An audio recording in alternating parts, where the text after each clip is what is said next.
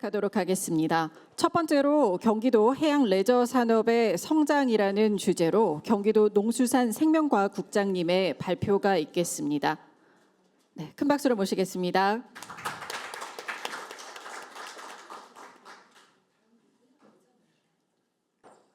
여러분 안녕하십니까? 경기도 농수산 생명과학국장 박종민입니다. 다시 한번 인사드리겠습니다.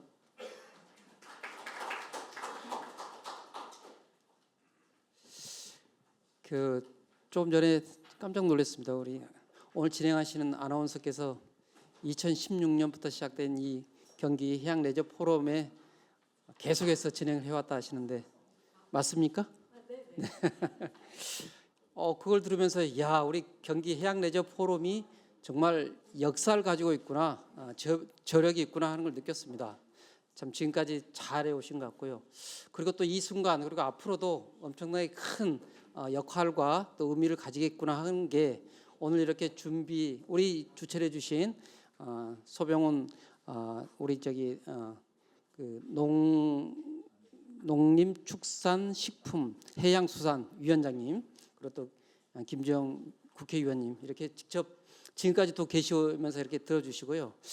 너무 감사드리고 특히 아마 이제 여기 오신 분들은 다른 포럼과 달리 이 플로어에 계신 분들이 발표나 토론자 외에도 오신 분들 몇몇이 모두가 그 분야를 대표하시는 그런 분들만 오신 것 같습니다. 그래서 이 포럼 장소 자체가 엄청난 무게와 또 의미를 지니고 있지 않나 이런 생각이 들고 이러한 데 우리 경기도를 대상으로 한 그 해양 레저 포럼이 이루어진다는 게 저는 굉장히 그 경기도 농수산 담당 국장으로서 무한한 영광으로 생각하고 또 부담도 많이 가집니다. 다시 한번 소병훈 위원장님과 김주영 의원님께 진심으로 감사를 드리고요. 또 같이 주최해 주신 김성찬 인하공전 총장님께 다시 한번 감사를 드립니다.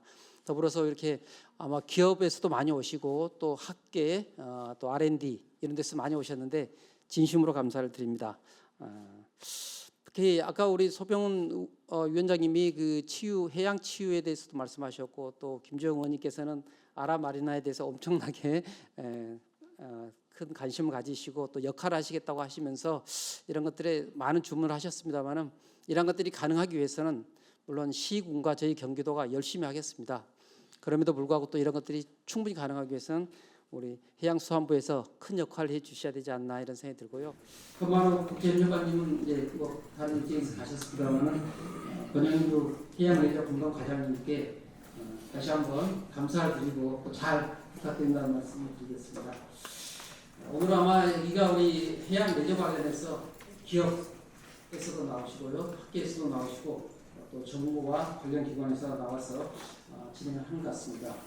오늘 저는 우리 경기도 해양 레저 부분에 대해서 여건이랄지 현황 그리고 또 저희가 지금 하고 있는 그런 상황들 그리고 저희가 앞으로 가고자 하는 방향과 주요 사업들을 소개해드리도록 합니다. 그랬을 때 여러분께서 각계 전문가들이시기 때문에 저희가 나갈 길에 대해서도 좀 좋은 조언을 주시고 또 저희가 미처 보지 못한 부분이나 제안할 부분이 있으면 충분히 말씀해 주시면 제가 전체적으로 하나하나 진행 나가는 말씀을 드리겠습니다. 간단히 우리 해양 레저 관련해서 경기도의 여건에 대해서 좀 말씀드리고자 합니다. 누구나 잘 알고 계십니다만 경기도는 수도권으로서 인구가 2,500만의 반이 넘는 인구가 모이는 것이고요. 대중 소비자라고 할 수 있을 것이고 특히 해양 레저의 핵심 타겟층이라고 할 수 있는 40대, 50대 그리고 소득 면에서의 1,500 정도 이상 되는 그러한 계층이 많이 있다고 보였습니다. 충분히 소비 시장이 확보되어 있는 경기도 특히 우리 경기도는 이 해수면의 레저 활동뿐만 아니라 내수면까지도 갖추고 있어서 여러 가지 굉장히 큰 의미를 가지고 있는 그런 곳이라고 말씀드릴 수 있겠습니다. 경기도는 뭐 거란 소비 시장에 비해서 해양의 규모는 크지 않습니다. 아주 작다고 볼 수 있는데요.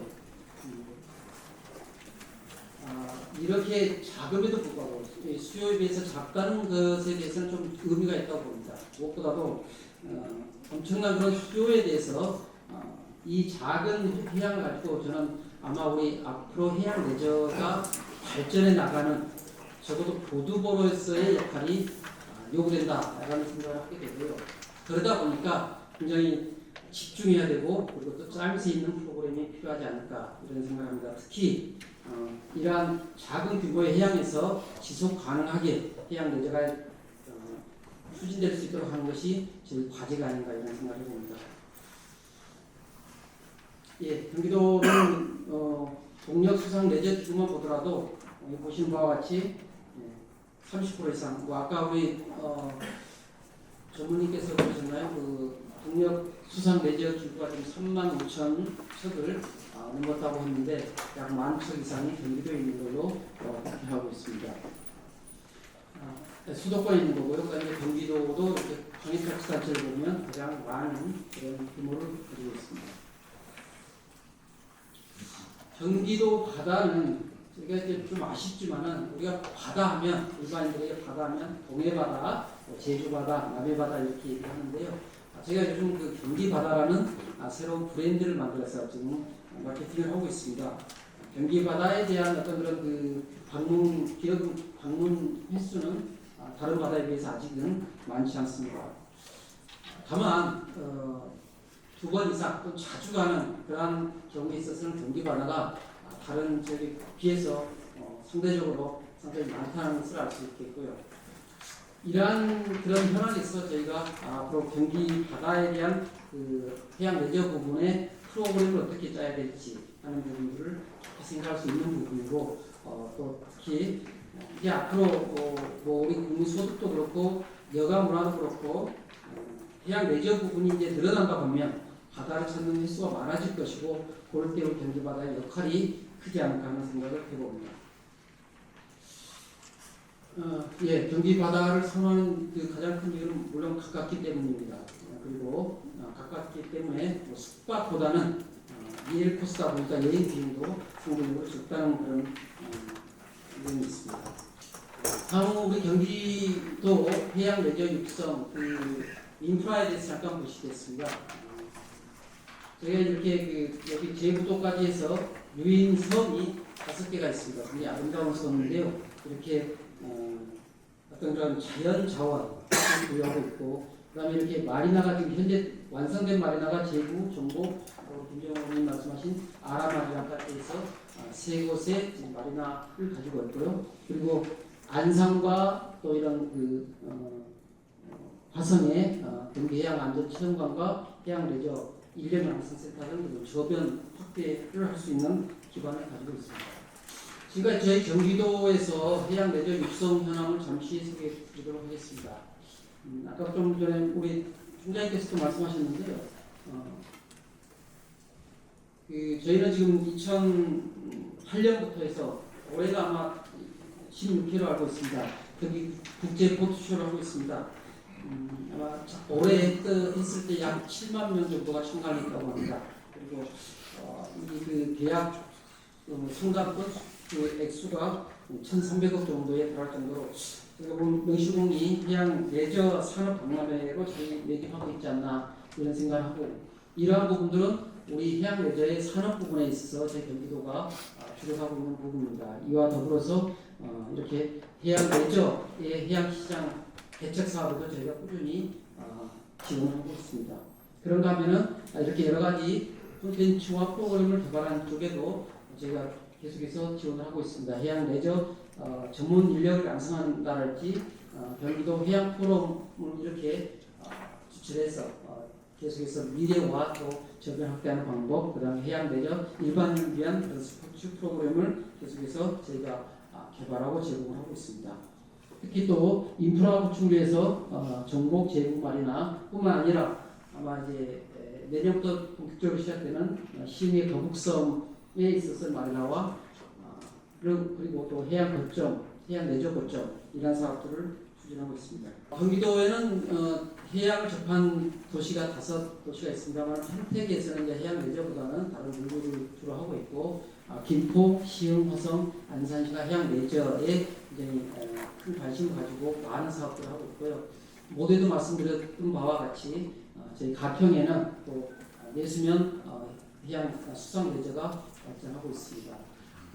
지역별로 좀 보시면은 김포시는 김정 의원님께서 굉장히 관심을 가지고 계시는 아라마리나를 중심으로 해서 해양 관광 벨트 조성 쪽에 굉장히 관심을 가지고 있습니다. 다시 한번 우리 변영규 과장님 관심 가져주시기를 부탁드리겠습니다. 저희도 열심히 하겠습니다.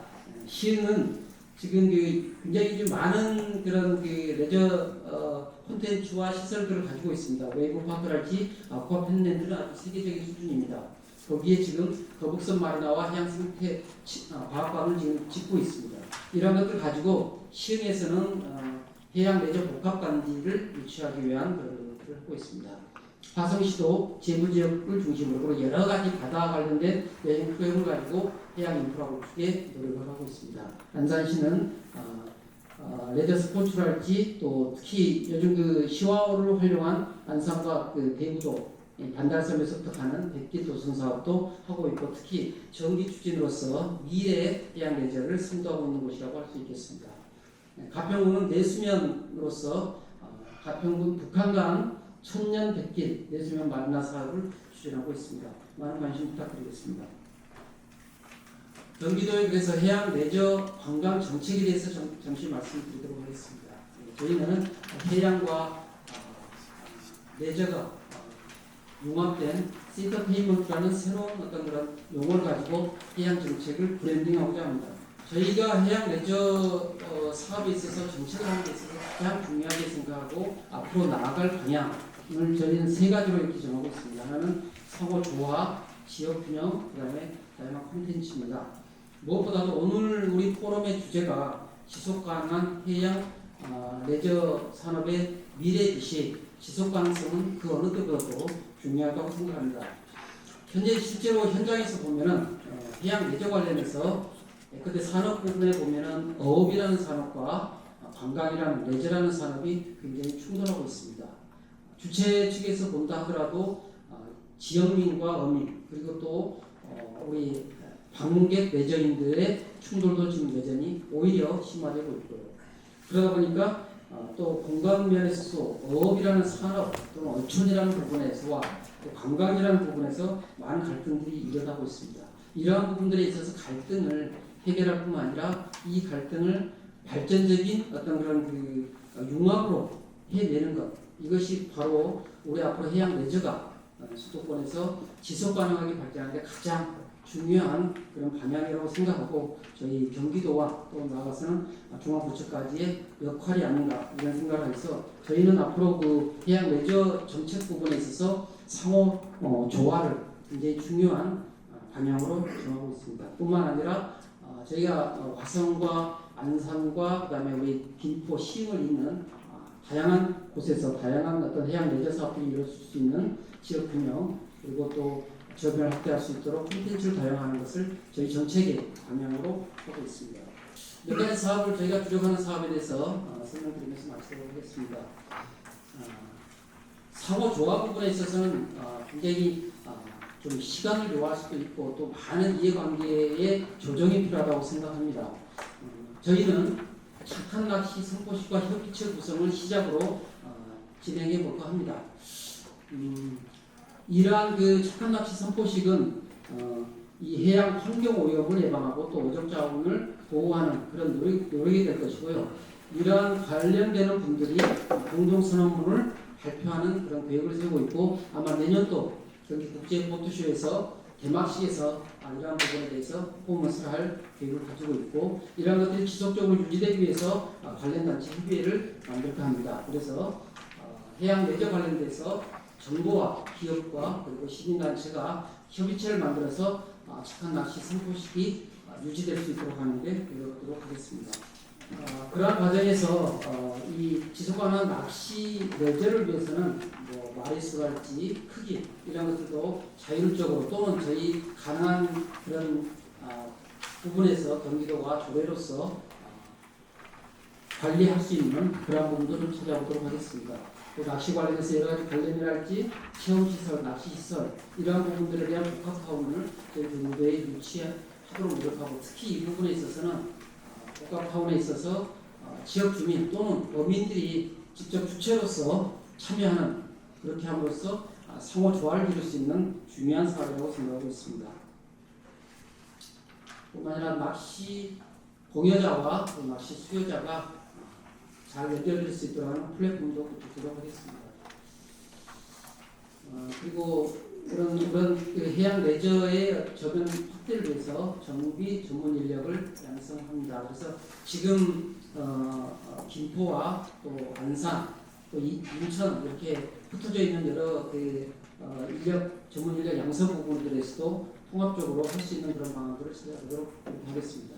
다양한 스포츠, 해양 스포츠 저변 확대에 5개 시군에 대해서 추진하도록 하겠고요.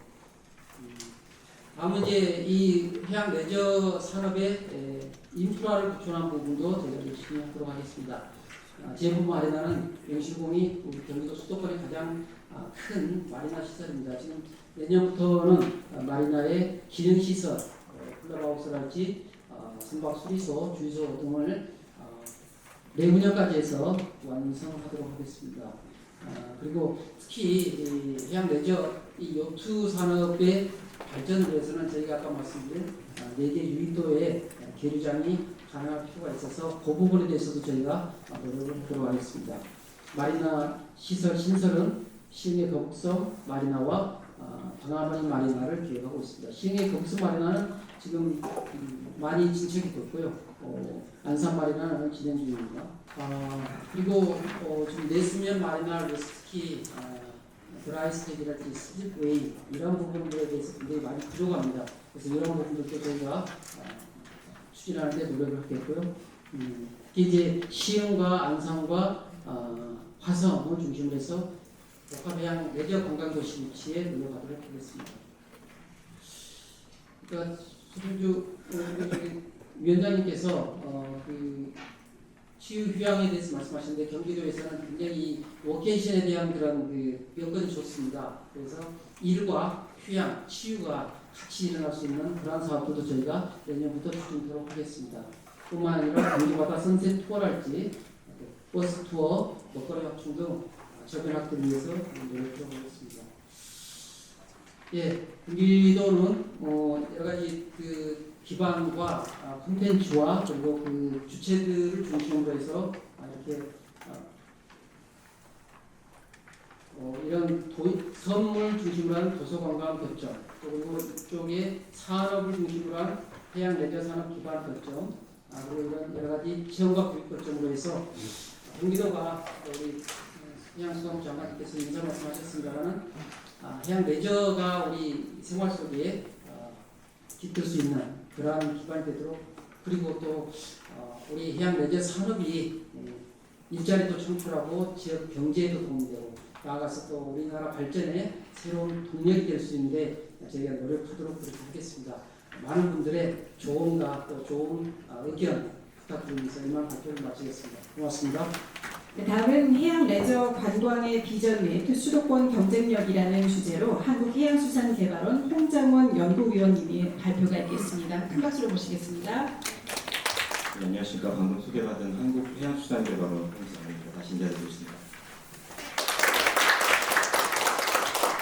뜻깊은 자리에 초대해 주셔서 감사하고 8회라는 얘기를 듣고 한번 김충환 의원님께서 2회 오고 8년 만에 왔다고 말씀을 하셨는데 뒤집어 생각해봤습니다. 중요한 행사인데 8년 만에 왔지 생각하니까 딱 그 기간이 저희 연구원이 서울에 있다가 부산으로 이전한 일이에요.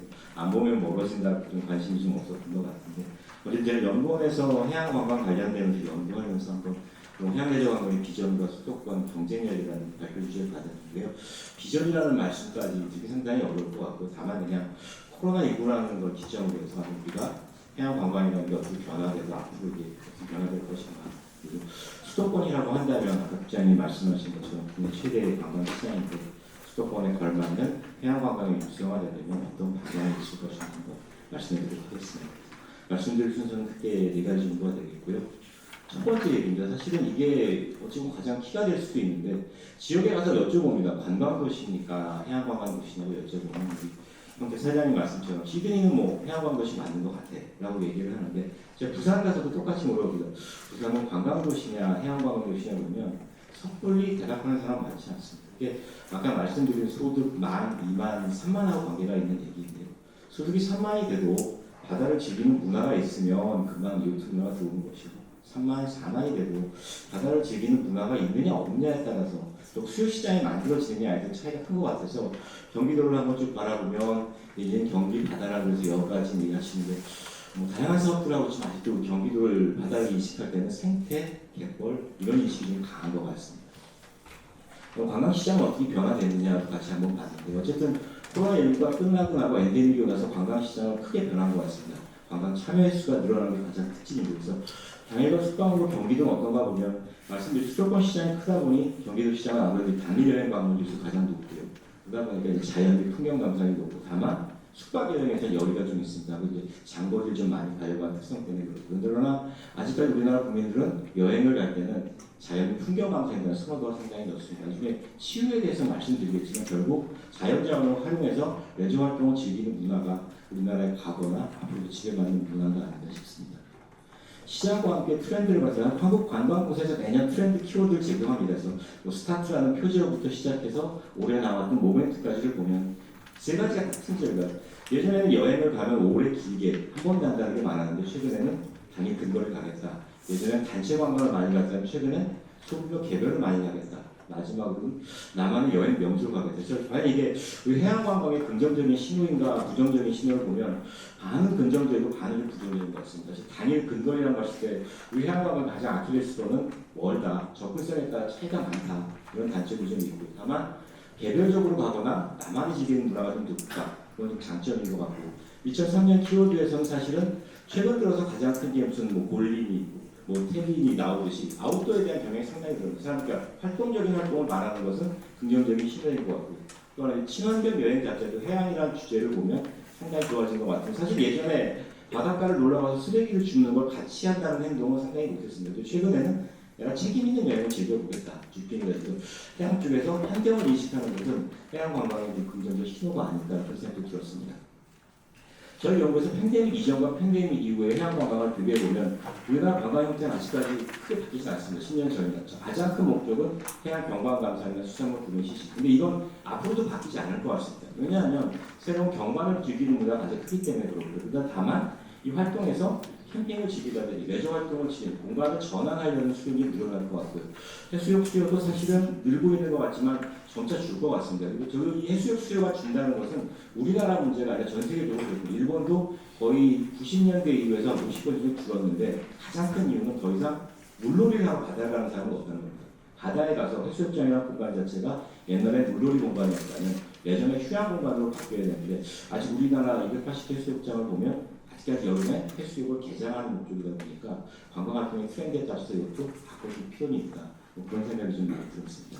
그다음에 해양수산부에서도 해양관광 실태조사 매년 합니다. 그래서 저희가 최근 걸 비교해보면 참여 변화는 2019년에 높았다 코로나에 떨어졌다 올해는 끝났지만 2.53배 정도 다시 해양관광 좀 많이 가겠다. 근데 과거와 달라진 것은 해수욕장은 줄어들고 해양 리조트나 레저 스포츠를 좀 많이 쓰겠다. 비교가 상당히 늘어나는 것이 해양 리조트가 올라가는 빈도는 다른 원인이 아니고 저희가 호캉스란 말이나 이런 거 들어주겠지만 바닷가 지역을 방문해서 나만 즐길 수 있는 풀비라든지 좋은 공간을 좀 많이 방문해 보겠다 해서 바닷가 지역에 최근 기존에 쓰던 모텔들이 그런 풀빌라가 바뀌는 이유가 개별이나 단독 소유 같은 공간이 늘어날 것 같아서 관광활동의 트렌드 역시도 변화가 되겠다라는 생각이 좀 많이 들어서 단순히 레저나 해수욕이 아니라 레저 스포츠나 즐길 수 있는 공간으로 바꿔주는 것이 경기도를 포함한 전 연안이 필요하지 않나 한번 진단해보겠습니다.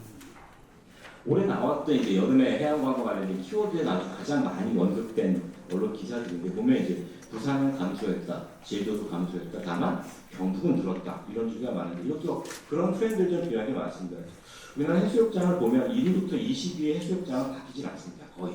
근데 그보다 작은 해수욕장도 순위가 계속 바뀌는데 이게 왜 그러냐면 작은 해수욕장에 레저 스포츠를 즐기거나 치유를 즐기거나 캠핑을 즐기거나 이런 공간의 전환이 많이 나타나고 있기 때문에 말씀드렸듯이 대도시나 밀집 지역을 방문하는 것이 아니라 소규모나 개별 활동을 즐길 수 있는 공간, 물놀이 이외에 공간을 좀 바꿔주는 게 필요하다 보니까 부산 같은 경우 이제 광안리는 SUP를 갖다가 서프라이즈라는 브랜드를 냈습니다. 여기서는 해수욕을 하는 게 아니라 SUP 좀 많이 살 수 있다. 강원도 지역 서핑 비치를 많이 한다든지 아까 국회의원님 말씀하신 것처럼 완도 지역은 이걸 치유 공간으로 바꿔주든지 그러니까 관광 해수욕의 활동 공간이 단편적인 공간이 아니라 다목적 공간으로 많이 바꿔주고 있다. 그래서 레저 활동의 트렌드를 좀 변경시켜주는 게 필요하다. 그런 말씀 좀 드리고자 했고요. 제가 아웃도어만 가지고 한번 최근 3년도 빅데이터를 한번 이제 키워드, 언어에 나오는 감성 검색 빅데이터를 보면 2019년에는 바다에 관련된 내용은 낚시, 물놀이, 서핑이 많았고 작년에는 낚시, 물놀이, 서핑. 올해는 물놀이가 계속 올라가면서 새로 빠지라는 단어와 요트라는 단어가 바닷가를 즐기는 문화가 많이 생겼죠. 빠지란 말을 처음 들어보신 분 많을 거예요. 아마 조선공학 하신 분들 우리는 바지라는 단어를 알고 있는 게 바지인데 청년들이 쓰는 표현은 뭐냐면 바다에 빠진다는 말하고 그럴 수 있는 물놀이 공간 하나에 빠진 문화라는 표현을 많이 써요. 그래서 가평이나 오른쪽에 이 그림처럼 이렇게 보여있는 공간에서 서핑이나 이걸 많이 쓰기 위해서 언급량 자체도 보면 최근에는 등산 트레킹보다 바다를 즐기려고 많이 즐기려고 하다 보니까 수요에 대한 기대 욕구는 상당히 높은 것 같은데 과연 우리가 시설의 공급이 이렇게 되고 있느냐 수도권에 맞느냐는 좀 더 한번 깊이 고민해 보실 필요가 있을 것 같고요. 어쨌든 간에 수상 내조에 대한 이러한 선호도는 상당히 계속 빅데이터 분석을 해봤더니 늘어나고 있더라. 다만 이제 단기적인 공간이 많아 보니까 수도권은 단기란 장점을 봤을 때 당일이나 일괄이에 지킬 수 있는 공간을 내줄 수 있는 것인가. 그게 아마 관광시장의 변화에서 나타나는 단초가 아닐까 싶긴 합니다. 해양관광 정책이다. 외적 관련해 계신 정책을 말씀드린 게 있지만 90년도 이제 제가 정책을 한번 2023년까지 쭉 보면 한 세 단계로 나눠집니다. 사실 1990년대 이전에는 해양관광, 해양레저라는 표현이 정책 보고서에 나온 적은 없습니다. 그냥 90년대에는 각 농림부나 우리 식품부에서 그냥 해수욕장, 유원지라는 단어가 많이 썼거든요. 레저 스포츠라는 단어가 나오다가 해양수산부가 나탄생하고 나니까 레저 체험, 마리나 산업이라는 단어가 나오고 그다음에 이제 한중인 크루즈가 도와주는 크루즈 산업이 나오고 2010년에 이어 수중 레저 가장 최근에 나온 게 해양 치유까지. 그러니까 해양수산부 자체에서는 정책의 영역이 국민 트렌드가 점점 넓어지고 있습니다. 그러다 보니까 과거에 해양관광 정책을 지역 주민 소득 증대, 그러니까 어촌 체험만을 좀 많이 줬겠죠. 그다음에 이제 마리나를 많이 지었을 때는 연안이나 지역 발전을 시켜보겠다. 최근의 트렌드는 해양관광은 해양 신산업이다. 관광산업의 트렌드를 좀 바꿔보자. 2019년에 10대 관광 테마를 만들고 거점, 해양 레저 거점이나 기지센터, 해중경관지구, 시설센터까지 다양한 형태의 시설을 만드는데 코로나19 정식으로 약간 좀 정식 사업이 원활하진 않지만 아마 이제 최근 트렌드가 다시 반영되면 안산의 마리나나 광역해양에서 해야 하는 것처럼 정처도 새롭게 변화될 수 있지 않은 기회는 되지 않을까 생각해 봤습니다. 그런데 그럼 정책을 어떻게 전환해야 되는 것이냐. 코로나19 이후로 보면 어쨌든 간에 해양 레저를 할 수 있는 거점 공간이 좀 필요한 것 같습니다. 국제에서 당연히 사업을 하고 계시지만 어떤 의미냐면 초기 단계에서 친숙한 지비려고 배우시면서 시설을 빌릴 수 있는 공간이 같이 있어야 되는데 아직까지 그런 광역 거점 시설은 다하지 않는 것 같습니다. 그런 거점을 좀 만들기 필요하다는 생각이 들고요. 두 번째 해양 휴양 공간 정비라는 표현을 썼는데 이건 어떤 말씀이냐면 사실 전국 최대의 관광시장, 해양관광시장은 부산이라고 하지만 실제 부산에서도 바닷물을 만질 수 있는 공간은 해수욕장밖에 없습니다. 결국 대부분의 공간이 국민들이 바다에 연안이 열렸지 않다는 얘기죠. 최근에 특정 창원특별자치에서 한번 연락을 받았는데 자기네 해안선이 320km인데 해수욕장이 발달되지 않았냐는 문의가 있어서 거꾸로 분석을 해보니까 인공해안선이 6대4로 많았고 두 번째 특징은 산업단지랑 수산자원 보호구역을 빼고 나면 국민들이, 시민들이 바다를 갈 수 있는 기회 자체가 적은 거죠. 그러다 보니까 관광활동이 어려운 거죠. 사실 그래서 수도권 경기도의 장점은 그런 시설은 없지만 대포치력이 많다 보니까 첫 번째는 어쨌든 간에 국민들이 바다에 쉽게 나갈 수 있고 바닷물을 만질 수 있는 기회를 만들어주지 않으면 관광시장이 활성화되기 어렵다고 보면서 휴양 공간의 정비는 그러한 공간을 모두 바다에 좀 대줘야겠다. 그런 생각이 좀 들었고요. 세 번째는 어쨌든 간에 소규모 창업 자본이 많이 필요하다 보니까 서비스 산업을 육성해야 되는 것 하나. 그리고 2년 전에 해수부에서 발표하신 해양 치유 산업이 해양 휴양 공간을 좀 바꿔 나가는. 사실은 해양 치유 관련 자원법을 만들 때는 어떤 의미가 있었냐면 해양 관광 관련 법을 만들어서 힘드니까 해양 치유 휴양 관련된 법을 만들어서 그 속에 한번 관광법을 좀 육성해 보자. 그런 법안도 있었는데 단위 치유법으로 나와서 치유라는 개념을 좀 바꿔줬으면 좋겠는데. 다만 좀 아쉬운 것은 해양 치유라는 말이 처음 나왔을 때 국민들의 인식은 뭐였냐면 바다를 청소한다는 인식이 많았습니다. 근데 산림 치유를 말씀드리고 해양 치유를 말씀드리면 그런 가능성이 있다는 인식이 있어서 지금은 해양 치유에 관련해서 인식을 좀 전환하는 단계, 이게 바다를 즐기는 웰리스 문화의 하나다. 이것을 좀 안내하는 단계부터 한번 해양 치유를 좀 활성화시키면 좋겠다는 생각이 들었습니다. 정책의 변화에서 말씀드리면 어쨌든 간에 이번 국정과제에서 여러 가지 하면서 바다를 즐기겠다는 게 얘기 좀 많이 나왔습니다. 다만 이제 걱정이 되는 것은 해양에 대한 관심이 넓어서 국토부는 남해안권 종합발전 부산, 문체부는 남북권 개발 부산, 또 지자체는 형생과 번영과 각 자치단체별 놓고 중앙부처로 각기 다르게 해양을 바라보는 시각이 있는데 사실 이게 90년대 남해안 관광부에 서해안과 비슷한 패턴이 똑같이 흘러갔다는 걱정이 좀 많이 됩니다.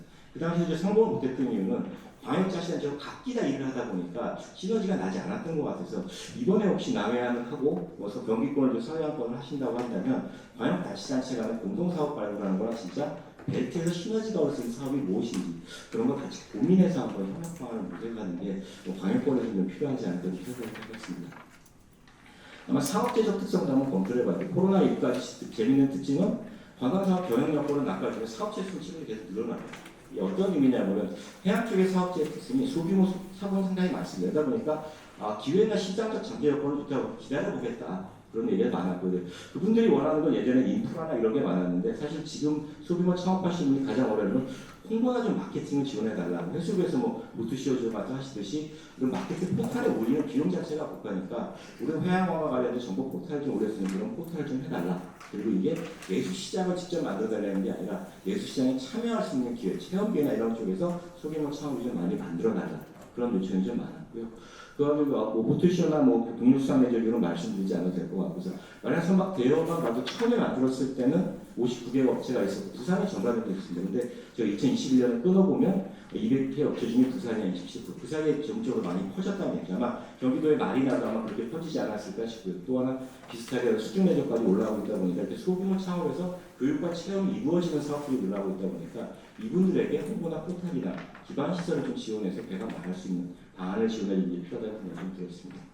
수도권인데요. 수도권 정리해서 말씀드리면 아까 부장님 말씀. 어쨌든 간에 첫 번째는 국내 체육 관광 시장을 형성하고 있고 서비스가 제조업이 상당히 많습니다. 다만 안타까운 점은 체험만에 대한 인식이 너무 강하죠. 단순히 예전에 갯벌 체험이 체험의 1단계였다면 그게 해양레저 체험 휴양마로 바꾸는 것. 그런 전환이 좀 필요하다는 생각이 많이 들었고요. 다행인 것은 인프라나 거점부터 시작해 다양한 게 있다 보니까 이런 쪽에서 새로운 자원을 발굴하는 쪽의 정책이 좀 필요하다는 생각을 좀 해봤습니다. 제가 그래서 한번 수도권하고 전국을 비교해 보면 과장님 말씀과 비슷하게 경기도에 대한 해양관광 비중이 상당히 높지는 않습니다만 다만 목적 자체가 축제나 어촌 체험, 마리나에 대한 선호도가 상당히 경기도가 높습니다. 인프라가 있기 때문이겠죠. 인프라를 단순히 있다고 쓰는 게 아니라 이걸 창업 공간으로 활용하는 전략, 그 다음 전략이 좀 많이 필요하다는 생각이 들었고 어쨌든 1박 2일의 관광 형태가 높다 보니까 1박 2일에 어촌과 바다, 그 다음에 육지를 같이 즐길 수 있게 해야지 해양만 1박 2일 즐길 수는 없다 보니까 단순히 해양 관광이라고 해서 배후권 관광 시장을 같이 연력하는 전략이 좀 필요하다는 생각이 들었습니다. 관광 또 개선 방안, 강화이나 물가, 이런 것이 필요하다. 물가라는 측면에서 말씀드리면 어쨌든 간에 해양 관광의 가장 큰 긍정적인 말씀드렸지만 단점은 편견이 상당히 많습니다. 비싼 거 아니냐는 편견. 그리고 다른 말씀을 드리면 자전거 사고가 났다고 9시 뉴스에 나오는 일은 없습니다. 근데 레저보트 관련된 사고가 나면 반드시 9시 뉴스에 나옵니다. 결국 국민들에게 바다에 약간 좀 멀리 하려는 요소가 많아서 비싸다 멀다가 아니라 안전하다 편하다는 긍정 이미지를 형성해주는 마케팅 작업도 같이 있어야 되지 않을까 그런 생각을 좀 해봤습니다. 정리해서 말씀드리면 해양레저 시장의 비전인데 우리 형님 마이네임은 포트 오브 마이네임 크루즈 캐피탈이라고 얘기를 하고 중국에서 올림픽을 했던 청도는 차이나의 세븐 캐피탈이라고 얘기하는데 수도권의 바다를 얘기할 때 우리가 어떤 브랜드를 내세울 수 있을 것인가 통일된 브랜드 이미지를 하나 좀 만드는데 제가 보기 가장 중요한 건 아까 말씀드렸듯이 바다에 대한 인식 흔히 말해서 바라만 보다가 아니라 풍덩 빠져서 즐기는 바다인데 경기도의 바다에서 한번 즐길 수 있는 그런 모멘텀을 주는 친수 문화를 하나 만들기 좀 필요하다는 생각이 들었고요. 그래서 자연휴양 공간을 만들거나 친수 문화, 서비스 대학을 육성하자 이런 세 가지를 한번 말씀드려요. 첫 번째는 어쨌든 간에 지역 친수 문화 아까 제가 바다를 만들 수 있는 공간이 적다고 말씀드렸고요. 또 다른 사례가 필요 없이 어쨌든 간에 바다는 레저 공간이나 휴식 공간이나 치유 공간이다. 이를 방문하면 즐길 수 있는 공간이다. 어업이 갈등이 있는 공간이나 생산이한 공간이 아니라 휴양의 공간이라는 이미지가 필요한데 왼쪽에 있는 사례 그림들은 그렇습니다. 오플랜드 같은 경우는 저렇게 워터프론트 공간에 컨테이너 터미널을 갖다 놓고 저를 공원으로 씁니다.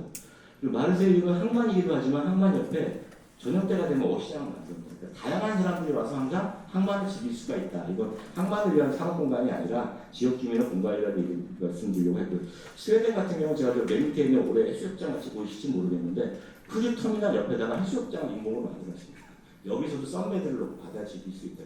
바다를 즐길 수 있는 공간은 조그만 짝수가 있어도 늘 시민에게 열려 있다. 항만이라는 공간을 멀리 지낼 수 있는 가까이 될 수 있는 공간이라서 그런 인식을 좀 그래서 해양레저 문화를 좀 만드는 게 필요하다는 생각이 들었고 어쨌든 저희가 산업을 얘기할 때는 아메리카컵스를 비교 많이 합니다. 근데 아메리카컵스가 100년 동안 흘러온 동안 사람들이 많이 바다를 즐기는 가장 큰 특징은 우리가 주말에 뭐 축구를 보러 가자, 축구 경기장을 보러 가자 얘기해서 주말에 요트대회를 보러 가자는 사람 별로 없거든요. 그만큼 우리한테 익숙하지 않은 문화인 것 같아요. 그래서 어려서부터 바다를 즐길 수 있는 문화에서 뭐 화성에 뱃놀이 축제도 하고 경기국제부도시도 하다 보니까 이게 단순히 보러 가는 게 아니라 내가 직접으로 즐길 수 있는 참여 관광 시장이라는 인식을 좀 들었던 생각이 좀 들었고 서비스상 육성되는 것이 사실 최근에 나왔을 때 아이폰에서 분석이 나왔을 때 리만 브라더스 때 미국은 최대 13년 동안 최대 판매가 기록했다. 결과론적인 얘기를 하는데 그 사람들은 그만큼 지켰던 문화가 있었던 것 같아요. 그래서 우리도 제조산업 여기 여러분들 나와 계시지만 사실 이분들이 성공할 수 있는 비결은 소비시장을 육성하는 게 같이 따라야 된다는 생각이 많이 들어서 그런 소비시장을 육성할 수 있는 전략을 플랫폼 만드는 것과 서비스업도 지원하는 정비제도가 좀 필요하다는 생각이 들었습니다. 마지막으로 제가 에필로그처럼 오늘 발표를 할 때마다 늘 드리는 게 아닌데 가운데 그림만 보시면 이렇습니다. 뉴질랜드는 어려서부터 배를 타면 즐겁다. 미국은 웰컴 투 더 와터. 이탈리아는 스위트 씨. 이렇게 이것은 다 기업 업체들이 전반적으로 공부를 많이 하고 많이 하는 숙제다 보니까 사실은 침수문화와 해양 생태계의 그 둘이 같이 나가지 않으면 한쪽만 밸런스가 되어갖고는 해양레저 공시나 뭐 소관의 경쟁력이 확보되기 어려울 것 같아서 해양레저 산업을 육성하자고 하면 첫 번째는 제가 보기엔 해양레저 대중화가 좀 강한 것 같고요. 해양레저 대중화를 위해서는 침수문화 확산시키는 게 바람이고 그보다 가장 중요한 건 지금도 바다는 항상 안전하고 매력적이다. 이게 지금 수도권의 브랜드로 갖고 와야 산업계나 산업생태가 구축될 수 있지 않을까 그런 생각을 해봤습니다. 짧게 발표하도록 하겠습니다. 감사합니다. 마지막으로 친환경으로 채워질 해양 레저 산업의 미래라는 주제로 일렉트린 원준희 대표님의 발표가 있겠습니다. 큰 박수로 모시겠습니다.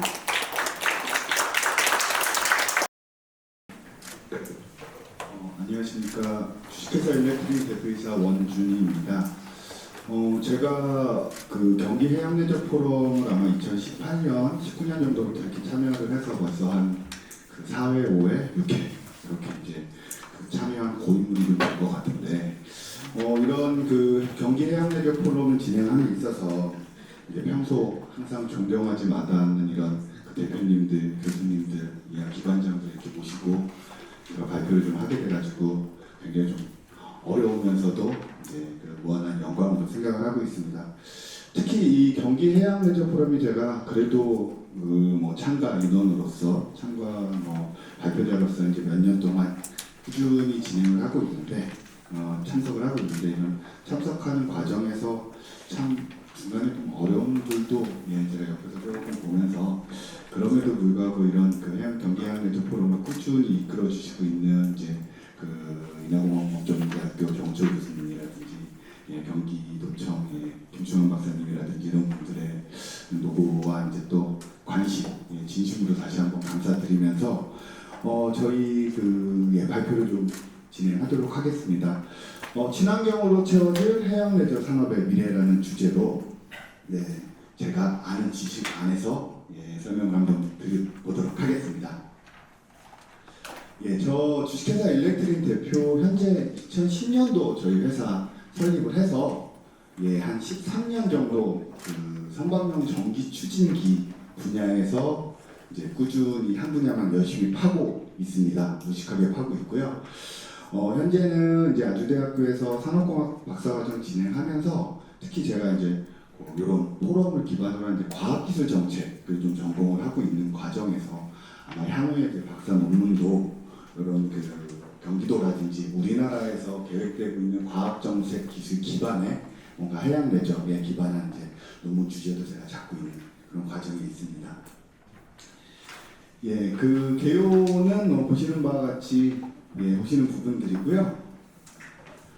잘 아시겠지만 해양 레저에 대한 부분들, 해양 레저 같은 경우는 이제 어쨌든 수상을 기반으로 해서 이제 그 해양 레저 활동은 이제 직간접적으로 해양 공간에 의존하는 이제 여러 가지 모든 레저 활동을 말씀하는 부분인 거고, 뭐 많이들 말씀하십니다. 그 1인당 국민소득 3만 불 기점으로 해서 이제 해양 레저 산업의 활성화가 시작이 될 것이다라고 말씀을 많이 하시는데 왜 한국은 아직까지도 이런 그 활성화라는 측면에서 조금은 부족한가라는 부분들은 저도 늘 항상 고민하고 있는 부분들이고 또 유관 관계자분들께서도 많이 고민을 좀 하시지 않을까 생각을 좀 하면서 예, 그 저희는 이제 그 선박에 들어가는 이제 그 추진기를 제조하는 회사다 보니까 어쨌든 선박에 대한 좀 관심이 좀 많이 있고요.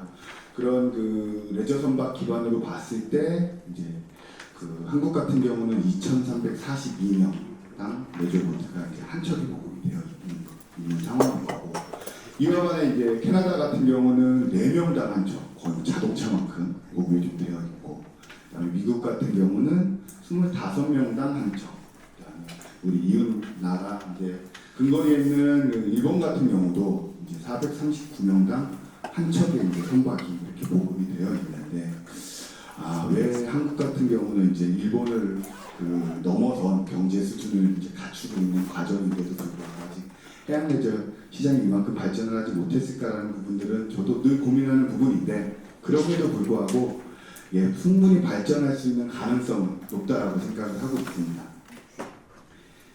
예, 뭐 해양 레저 부분 보신다고 하면 이제 뭐 이런 그 무동력으로 움직이는 윈드서핑이라든지 뭐 약간의 동력이 가미된 요트, 세일링 요트라든지 뭐 가장 대중하고 잘 알고 계시는 이제 모터보트.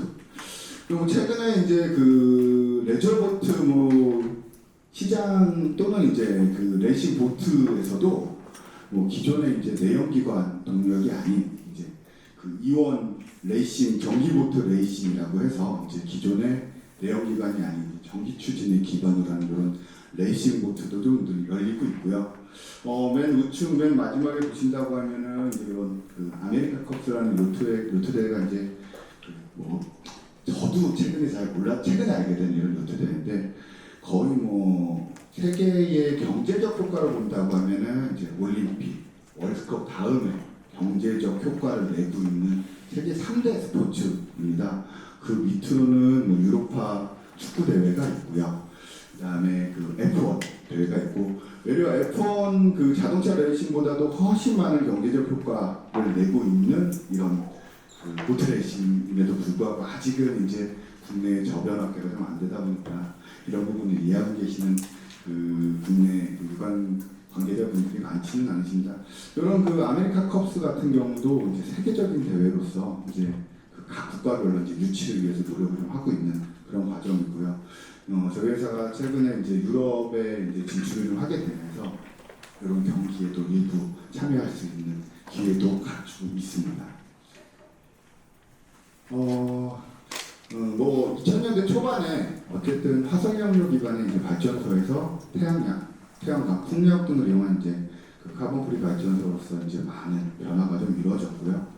뭐 최근에 이제 공공기관에서 많이 이용하고 계시는 이제 전기 자동차 이미 대세가 됐다라고 봐주셔도 무방할 것 같습니다.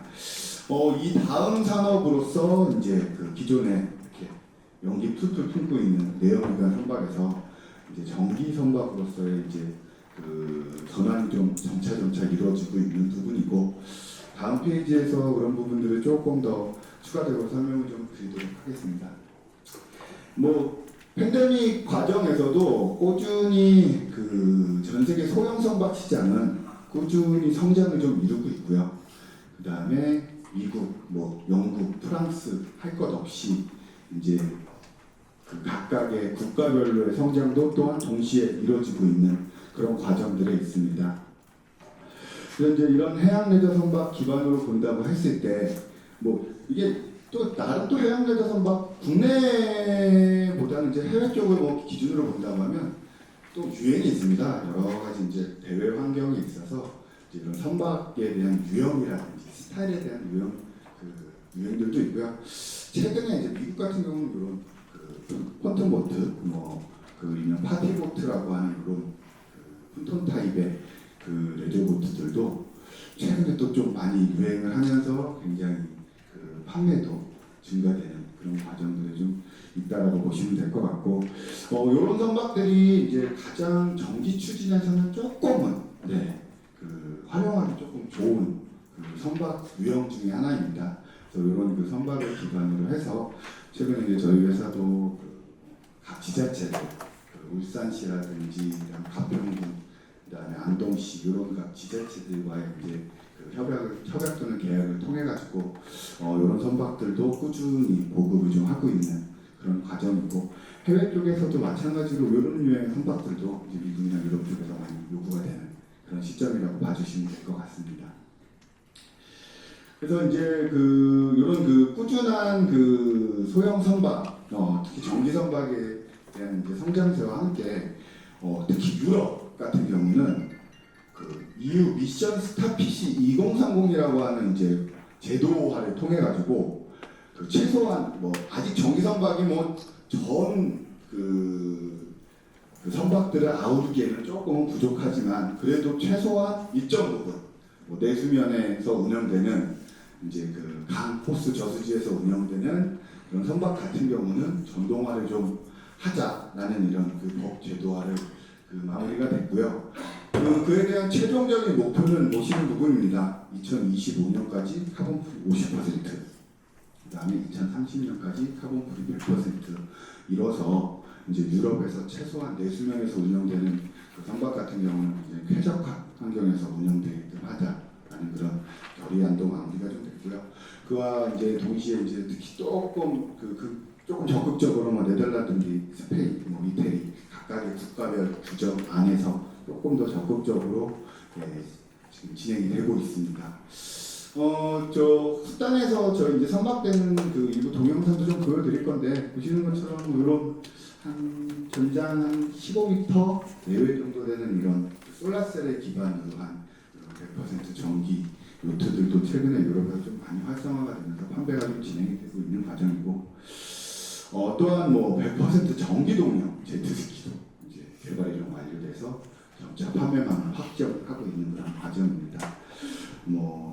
북유럽의 이제 이런 하이드로포일이라고 해서 조금은 이런 좀 더 편안한 운행이 가능한 그런 형식의 보트들도 개발이 완료가 돼서 이제 좀 진행되는 부분들도 있고 아직은 국내에는 그렇게 많이 보급화되지는 않았는데 전기동력 서핑보드라 그래가지고 이런 부분들도 저희가 해외 전시회를 나가면 메이커들 막 20개, 30개 정도 메이커들이 나와가지고 굉장히 큰 시장을 형성을 하고 있는 그런 과정이라고 봐주시면 될 것 같습니다. 아까 말씀드렸던 그런 전기보트 기반의 레이싱 대회도 지금 진행이 되고 있는 그런 과정들이고요. 여타 이제 작은 마력수들, 10마력, 20마력부터 시작되는 선박들, 최근에는 이제 300마력 이상의 이제 고마력 레저 선박까지도 이제 전동화를 시키는 과정에서 이제 친환경적인 요소들이 포함이 되어 있다라고 봐주시면 될 것 같습니다. 네, 국내 이제 해외 쪽 기반으로 했을 때 이제 국내 같은 경우도 보시면 저희가 2019년, 20년에서 이제 계속 앞서 발표하신 분들 발표자분들께서도 말씀하셨던 거는 어쨌든 꾸준한 성장은 이루고 있으나 여전히 해외 활성화된 국가에 비해서는 조금은 아쉬운 그런 상황들입니다. 특히 한국의 이런 레저 산업 기반으로 했을 때 국내의 활성화도 활성화인데 이런 각종 기자재라든지 선박용 기자재라든지 선박 자체에 대한 수출조차도 그렇게 많이 이루어지지 않는 그런 좀 아쉬운 상황들이 좀 있는 것들이 조금 한탄스러운 부분들인데 그럼에도 불구하고 이제 꾸준한 이런 레저 포럼 같은 것들 통해 가지고 분명히 한국 기업들 또 분명히 발전을 하고 있고 여러 가지 세계 시장 진출을 위해서 노력하고 있는 것은 사실입니다. 네, 그래서 이제 경기 해양 레저 산업 부분들은 앞서 많이 말씀해 주셔가지고 제가 오늘 조금 스킵을 하고요. 어쨌든 앞서 말씀드린 것처럼 이제 전 세계적으로 이런 해양 레저 기반한 특히 소형 선박만 본다라고 해도 보시는 것처럼 연간 수십조 규모입니다. 이게 저희가 이제 선액이라고 하는 이제 선박의 전기 추진 기만, 전기 선액이라고 하는 이제 추진체만 제조를 해서 판매를 하고 있는데 선액이 시장만 본다고 해도 연간 20조 원이 넘는 시장입니다. 조선해양 플랜트 굉장히 잘하고 있는 우리나라 국가 산업 중에 하나인데 조선해양 플랜트조차도 연간 그 국내에서 수주하는 수주는 20-30조 규모고요. 그다음에 전 세계 시장으로 본다고 하더라도 60-70조 정도 되는 시장인데 이런 해양 레저 시장 중에서 일부인 이제 그 소형 보트용 선내기 시장만 본다고 치더라도 거의 12조와 이제 선내기 시장 10조에서 20조 가까운 그런 소형 시장을 형성을 하고 있다 보니까 한 번쯤은 이제 국가 차원이든 기업 차원이든 좀 더 다양하게 관심을 가질 수 있는 전 세계적인 규모를 갖고 있지 않을까. 또한 이런 시장 자체도 꾸준히 발전 가능성도 있다 보니까 특히 좀 전동화가 된다라고 하면은 이런 시장에 대한 크기는 훨씬 더 커지지 않을까라는 기대 안에서 조금은 다양한 관련 유관기관 분들께서 관심을 좀 많이 가져주시기를 기원하겠습니다. 예, 저희 회사 이런 그 선액이라고 하는 이제 선백 B에 들어가는 이제 추진기, 전지 추진기 좀 주력으로 국내외 판매를 좀 하고 있고요. 그다음에 이런 배터리 팩도 동시에 풀 패키지로 제조를 해가지고 일본, 싱가포르, 홍콩 등 이제 현재 아시아 쪽에 주로 판매도 하고 있고 이제 유럽 같은 경우는 네덜란드, 스페인 쪽에 좀 수출도 적극적으로 진행하고 있는 그런 과정들이 있습니다. 여기 계시는 많은 분들이 도와주셔서 저희가 이런 성과를 좀 나타내고 있다고 봐주시면 될 것 같습니다. 전기 선박이라는 게 워낙 생소하실 수도 있어서 저희가 간단한 3분 정도 영상도 하나 준비를 했고요. 이어가지고 한 1분 정도 되는 배터리, 요즘에 안전에 대한 부분들은 전기차 이해도 많이 계시니까 이제 배터리 부분들 안전이 얼마나 중요한지에 대한 부분들, 이런 배터리 부분들을 잘못 만들었을 때 어떤 결과를 나타내는지 저희가 테스트한 그런 동영상들도 좀 있거든요. 그래서 두 가지 영상 한 2-3분 영상, 1분 영상 정도 보여드리면서 마무리하도록 하겠습니다. System that are reliable even when used on water. Their outboard motors provide over 5 times the fuel efficiency compared to internal combustion engines, enabling smooth and quiet operations with minimal vibration. Additionally, they feature a 100% environmentally friendly propulsion technology that does not harm passengers or the surrounding environment. 저는 엔진 오일이나 휘발유를 사용하지 않기 때문에 엔진 오일 누출이나 휘발유 누출에 의한 이런 한강 같은 데서의 오염 가능성이 전혀 없으며 그다음에 특히 배기가스를 배출하지 않기 때문에 대기 오염성이 전혀 없는 엔진이라고 보시면 됩니다. 그리고 연료비 부분에 있어서는 배터리를 사용하기 때문에 연료비 절감 효과가 매우 뛰어나다고 보시면 됩니다. Concerns about the safety and convenience of ship batteries have been raised consistently in the past. Electron has successfully addressed this issue. For one, their battery packs have passed a total of 48 safety inspection tests.